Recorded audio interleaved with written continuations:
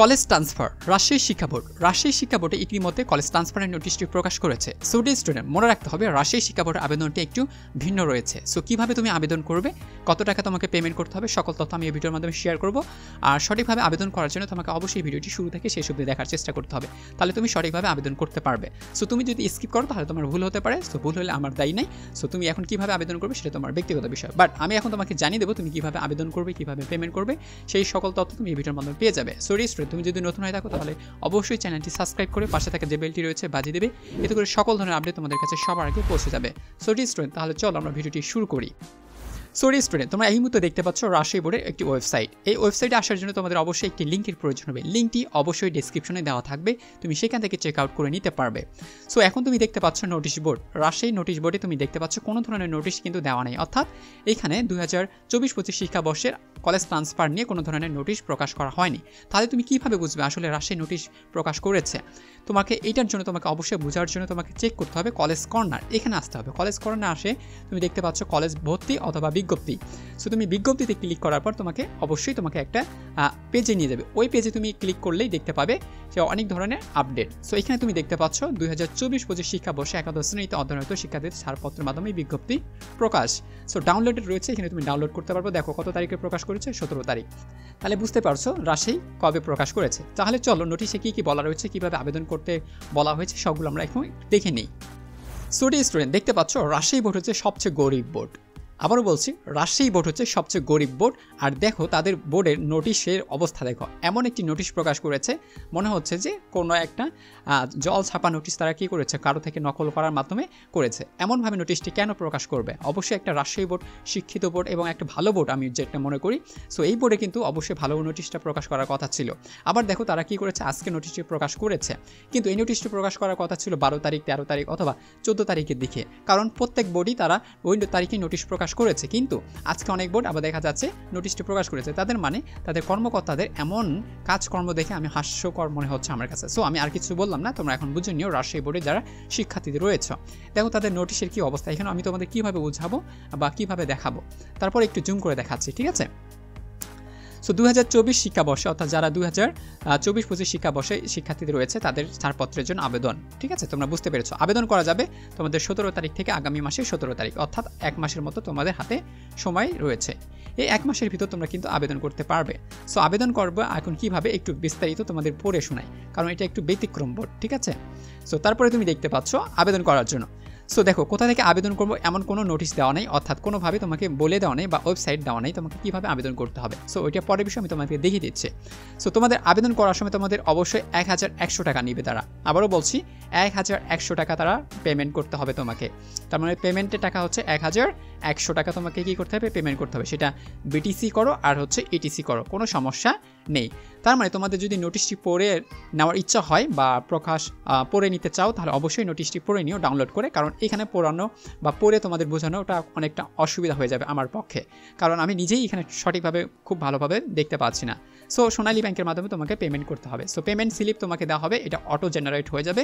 তুমি কী করবে, যখন আবেদন করবে আবেদন করার সময় তোমার যে স্লিপটা রয়েছে সেই স্লিপটা তোমাকে কী করতে হবে, সোনালী ব্যাংকে গিয়ে জমা দিতে হবে। 4টি ধাপে আবেদন সফল হবে। সেটা হচ্ছে প্রথম তোমার কলেজে যাবে, সেই কলেজ থেকে নতুন কলেজে যাবে, সেই নতুন কলেজ থেকে বোর্ডে যাবে, বোর্ড তোমাকে জানিয়ে দেবে যে কত টাকা বা অ্যাকসেপ্ট হয়েছে কিনা। অ্যাকসেপ্ট হওয়ার পর তোমাকে টাকা পেমেন্ট করতে হবে, সেটা হচ্ছে 1100 টাকা সর্বোচ্চ মনে হচ্ছে রাজশাহী বোর্ডে আমাকে মনে হচ্ছে পেমেন্ট করতে হচ্ছে। সো বাকিটা এখন তোমরা পড়ে নিও, আমি এখন তোমাকে দেখিয়ে দেবো তুমি কোথায় থেকে আবেদন করবে। যেহেতু এখানে কোনো ধরনের লিঙ্ক প্রদান করা নেই, তাহলে তুমি কীভাবে আবেদন করবে, এটা একটা চমৎকার বিষয়। তাহলে চলো আমরা একটু দেখে নিই। সো ওইটার জন্য তোমাকে কী করতে হবে, আবার ওয়েবসাইটে আসতে হবে। আসার পর তোমাকে আবারও বলছিলাম যে তুমি উপরে কোনো কিছু পাবা না, পাওয়ার জন্য তোমাকে আসতে হবে কলেজ কর্নার। এই কলেজ কর্নারে তুমি আসার পর দেখতে পাচ্ছ কলেজ ভর্তি, একটু জুম করে দেখাবো, দেখতে পাচ্ছ কলেজ ভর্তি। সো এই জায়গায় তুমি একটু ক্লিক করবা। ক্লিক করার পর তোমাকে দেখো এই যে ওয়েবসাইটে নিয়ে আসছে, অটোমেটিক তারা নিয়ে আসবে। তুমি কলেজ ভর্তি ওখানে ক্লিক করলেই তোমাকে ওয়েবসাইটে নিয়ে আসবে। ওয়েবসাইটে তুমি এখন দেখতে পাচ্ছ 2024-25 শিক্ষাবর্ষে একাদশ শ্রেণী আবেদন শুরু 17 তারিখ থেকে এবং চলবে আগামী 17 তারিখ পর্যন্ত। সো এখন কথা হচ্ছে কলেজ ট্রান্সফার ইটিসি। সো এটা আবার বিটিসিও কিন্তু।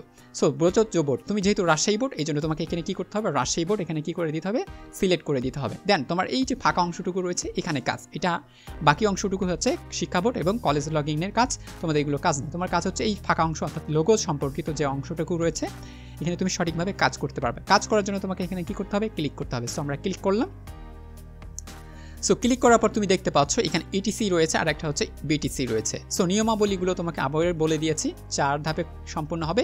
প্রথম কলেজ তোমারটা, তারপরে দ্বিতীয় কলেজ হচ্ছে নতুন কলেজ, তারপরে বোর্ড থেকে তোমাকে জানিয়ে দেবে SMS এর মাধ্যমে। দেন তুমি SMS যখন পাবা তোমাকে টাকা পেমেন্ট করতে হবে সোনালী ব্যাংকের মাধ্যমে গিয়ে, ঠিক আছে।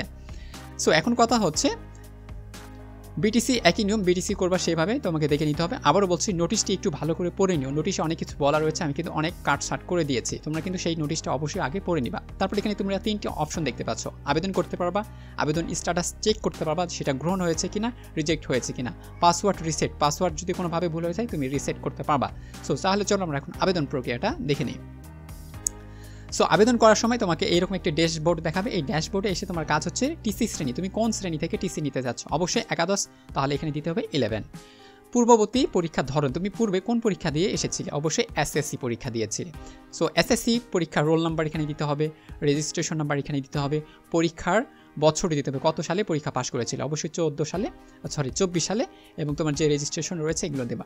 তারপরে গন্তব্য বোর্ড, তুমি কোন বোর্ডে যেতে যাচ্ছ। এখানে কিন্তু একটি বিষয়, এখানে অনেকেই স্টুডেন্ট ভুল করতেছে, এখানে কিন্তু বিটিসি এবং ইটিসি দুটোই কথায় বলা রয়েছে, কিন্তু অনেকে বুঝতে পারছে না এই কথাটা। মনে রেখো, বলছে ভিন্ন ভিন্ন বোর্ড, অর্থাৎ ভিন্ন ভিন্ন বোর্ড বলতে বিটিসির কথা বলা হয়েছে, আর যদি একই বোর্ড হয় তাহলে সেটা হচ্ছে ইটিসি। সো তুমি যদি রাজশাহী বোর্ড থেকে Chittagong board, Dhaka board, Sylhet board, Barisal board যে কোনো বোর্ডে যেতে চাও তাহলে সেই বোর্ডের নামটা এখানে ক্লিক করতে হবে। কিন্তু তুমি যদি রাজশাহী বোর্ডেই থাকতে চাও তাহলে তোমাকে এখানে রাজশাহী বোর্ডেই কী করতে হবে, ক্লিক করে দিতে হবে। বুঝাইতে পারছি কিনা? তুমি যদি এখান থেকে অন্য বোর্ডে যেতে চাও তাহলে রাজশাহী জায়গায় অন্য বোর্ডে লিখতে হবে, কিন্তু তুমি যদি রাজশাহীতেই থাকতে চাও তাহলে তোমাকে রাজশাহী বোর্ড ক্লিক করতে হবে। পরবর্তী, দেন তোমার এখানে রয়েছে পরবর্তী কাজ, এখানে ক্লিক করলে তোমার কী কী কাজ রয়েছে ইনফরমেশনগুলো তোমাকে পূরণ করে দিতে হবে। যেহেতু আমার কাছে কোনো ডাটা বা ইনফরমেশন নেই, আমি এই পূরণ করতে পারি নাই, যার কারণে আমি পরবর্তী ধাপে যেতে পারবো না। তবে তোমাকে সেই ধাপটা দেখিয়ে দিলাম, এটা কিন্তু কিছু না, শুধু তোমাকে কী করতে হবে, বাবা মার নাম, তোমার পার্সোনাল যে ইনফরমেশনগুলো রয়েছে এগুলো দিয়ে তোমাকে কী করতে হবে, পূরণ করে দিতে হবে। সঠিকভাবে পূরণ করবা যাতে কোনো ধরনের সমস্যা না হয়। দেন তোমাকে একটা পিন দেবে, পাসওয়ার্ড দেবে, সেই পাসওয়ার্ড এবং পিনগুলো তুমি কালেক্ট করবে। তবে পাসওয়ার্ড এবং পিন পেতে তোমার একটু সময় প্রয়োজন হতে পারে, সেটা আজকেও হতে পারে, কালকেও হতে পারে, বা 2 দিন পর, 3 দিন, 4 দিন, 5 দিন, 6 দিন পরও হতে পারে, সমস্যা নেই। তোমাকে যে কোনো সময় তারা রিসিভ করবে, যদি সেটা গ্রহণ করে তাহলে তুমি বুঝতেই পারছো, আর যদি রিজেক্ট করে তাহলে তুমি অবশ্যই বুঝতে পারবে। সরি স্টুডেন্ট, আশা করি তোমরা বুঝতে পেরেছো। এবং তোমাকে কি করতে হবে, এই যেখানে একটা স্লিপ দিবে, পরবর্তী কার্যক্রমে একটা স্লিপ পাবা, সেই স্লিপটা নিয়ে সোনালী ব্যাংকে গিয়ে টাকাটা জমা দেবে, তাহলে তোমার কাজ শেষ হয়ে যাবে। সো স্টুডেন্ট, আশা করি তোমরা বুঝতে পেরেছো রাজশাহী বোর্ডে কীভাবে আবেদন করবে, কীভাবে টাকা পেমেন্ট করবে, সকল কিছু তোমরা বুঝতে পেরেছো। সো ভিডিও ভালো লাগলে অবশ্যই বন্ধুদের সাথে শেয়ার মেনশন করে দাও, তারা যেন উপকৃত হতে পারে রাজশাহী বোর্ডে যত স্টুডেন্ট রয়েছে। আর অবশ্যই পরবর্তী ভিডিও আপডেট দেখার জন্য অপেক্ষা করো। Thank you very much.